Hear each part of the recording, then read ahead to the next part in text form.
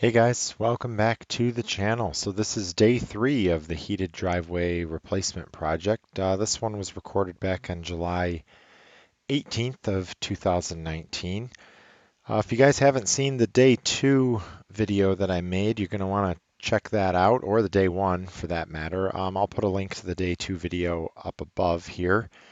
Basically on day 2, it was kind of a lighter day. The weather wasn't cooperating with us. Mark and Brian had gotten started with the forms here, and then they ended up, I think, calling it a day somewhat early because of the rain. I came back out later in the afternoon after it had stopped and tied in, dug down, and found that drain tile there, or that channel drain, that green pipe sticking up, and basically got that all tied in. I left that pipe high, as you'll see here coming up, so that we could trim it down to whatever height Mark wanted it at. If you also watch the day 2 video, you're going to notice along the front of the garage, there's a bunch of concrete where it had poured out from underneath the bottom of their forms when they poured it. Same thing with that gate post that's up there on the right. So as you're going to see here in a second, the guys are running their forms up, and Mark had to use the concrete saw to cut a bunch of that out to get the forms nice and straight.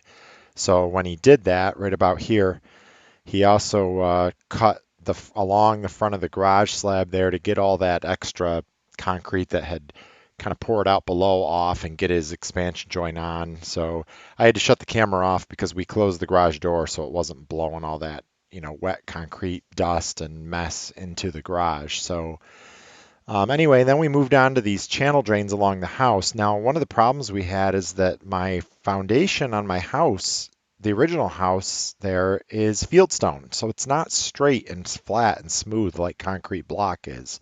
So challenge was getting this drain in the perfect spot where, it was pitched correctly and all tied together. So Mark actually came up with the idea of drilling right through the side of the drain and just taking like a long tap con and putting it in and bolting it right into the foundation, and it worked great.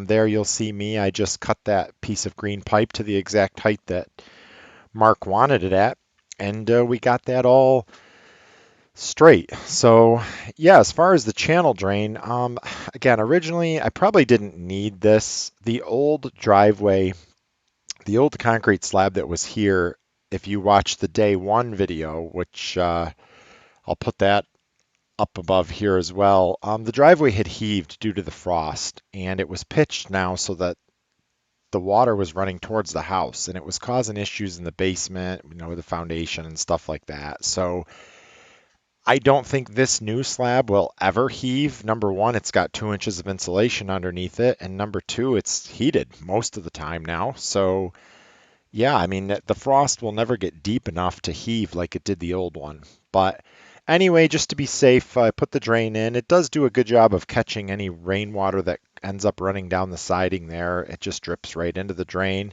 It's tied in 2 spots. I show you that in the day 2 video there. So there's a spot right on the house where it dumps in, and then it pitches down, and then over to the right there where it goes down into that green SDR 35. And so far it's been in a year and a half.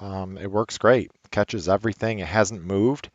So we put spacers behind it to keep it out from the wall, from the foundation, the same distance. And yeah, those pins, you could call them, tap cons, whatever we drilled through there, the water never gets high enough in the channel drain to where it like leaks out or anything out of the pinholes. So it works perfect. It held the thing right in place, and it's exactly where we want it, and it's still there to this day. Today's March 18th, 2021, so it's had a couple of winters now, and it's good. So here you can see just out continuing to set all the forms up. Down at the road there where I had that bubbler, we kind of moved the form out to the outside of it so that as the water bubbled out, if it ever backed up, it would just go right onto the concrete there and not, flood the grass and everything. So another thing Mark had suggested was on top of our tamped base there, he added this layer of stone, and what this really did was it helped us kind of level out the foam board insulation. When you tamp down that stone that they put down first, Again, I'm not a contractor. I'm not in the trade. So you guys out there that are laughing at me, I don't know the terminology, but the tamped stuff, the foam board might be a little wavy, whereas this we could kind of wiggle the foam a little bit and it laid flat. Plus, it's just another layer of drainage underneath. You'll see me taping off the top of the channel drain there so that when they do pour it, they don't get concrete and stuff down in there. And then we started laying out the foam board. Um, so some of these needed to be trimmed down towards the end. So you'll see Brian starting to cut them down here. And I think at this point I had gone out and grabbed some lunch, and Mark called me and said the concrete truck was, I think, kind of unexpectedly coming on its way to pour the footings in the back. So I said, yeah, no problem. I'll be right back there. And so at first, before Mark got back, Mark was out grabbing another load of stone.